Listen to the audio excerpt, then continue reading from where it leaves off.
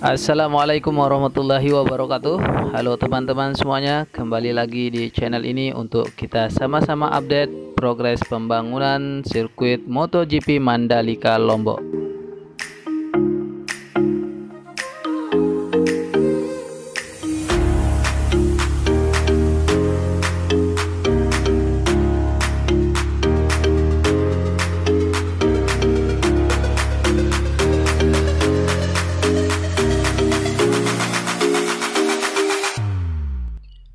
Perlu kita ketahui bersama bahwa membangun sebuah sirkuit yang memiliki standar kelas dunia untuk menghelat balapan seperti MotoGP tidak sama dengan membangun sebuah jalan raya biasa.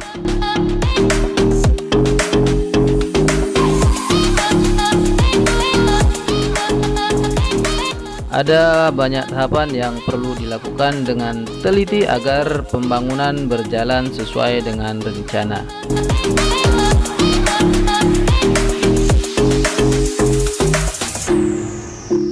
Untuk homologasi sirkuit Mandalika sudah keluar dan pembangunannya juga berjalan bagus. Langkah-langkahnya juga berjalan dengan baik.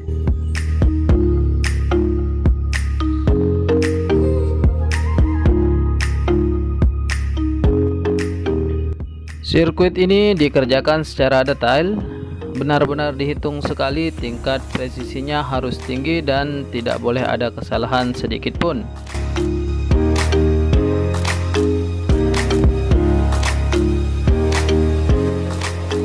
Ada 10 tahapan yang perlu dilakukan agar pembangunan sirkuit Mandalika ini bisa berjalan sesuai dengan harapan dan tuntutan dari FIM dan Dorna.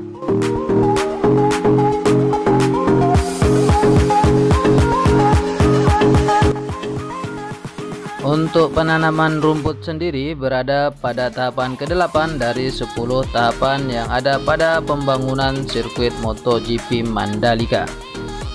Mari kita simak 10 tahapan dari pembangunan sirkuit MotoGP Mandalika ini dengan sambil melihat proses penanaman rumput yang sedang berlangsung di sirkuit MotoGP Mandalika.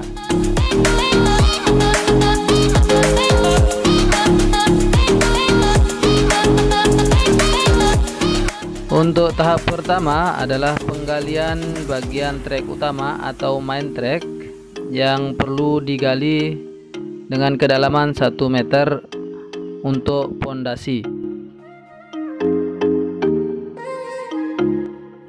Penggalian ini akan dilakukan sepanjang lintasan yaitu 4,31 km. Dan untuk tahap kedua adalah pembuatan service road di sisi kiri dan sisi kanan dari trek utama.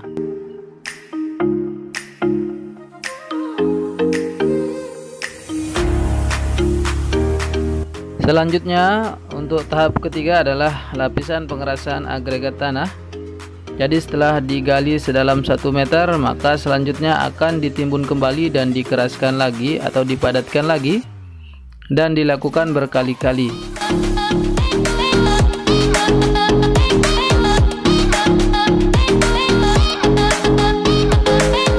Dan tahap yang keempat adalah pembuatan saluran air atau drainase.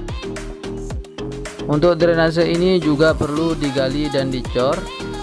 Drainase ini ada di sisi kanan dan di sisi kiri dari trek utama. Sehingga jika panjang treknya 4,31 km, maka drainasenya sepanjang 8,62 km atau 2 kali lipat dari panjang trek utama.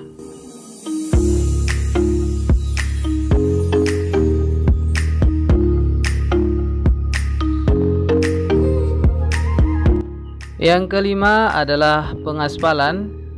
Pengaspalan ini juga tidak hanya sekali dilakukan, namun berkali-kali dan berlapis-lapis.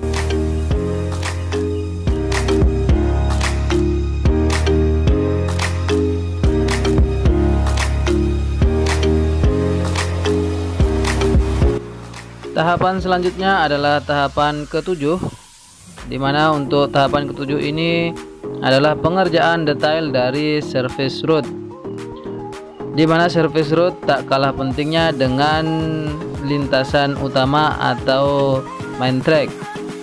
Bagian ini harus maksimal, harus mudah untuk dilewati.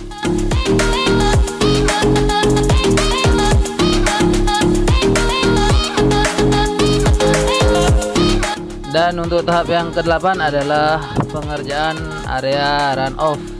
Area ini terdiri dari banyak bagian seperti aspal, gravel, dan juga rumput itu sendiri.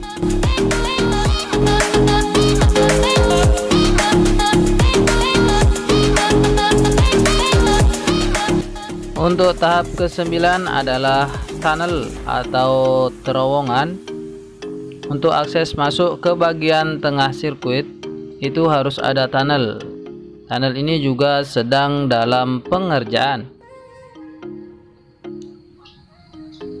Dan tahapan terakhir dari pembangunan sirkuit MotoGP Mandalika ini adalah Asphalt Mixing Plant atau AMP. Pengerjaan sirkuit Mandalika ini menggunakan 5 unit AMP. Untuk unit standby 1 dan 4 unit lainnya bekerja secara bersamaan dan terus beroperasi setiap hari tanpa berhenti.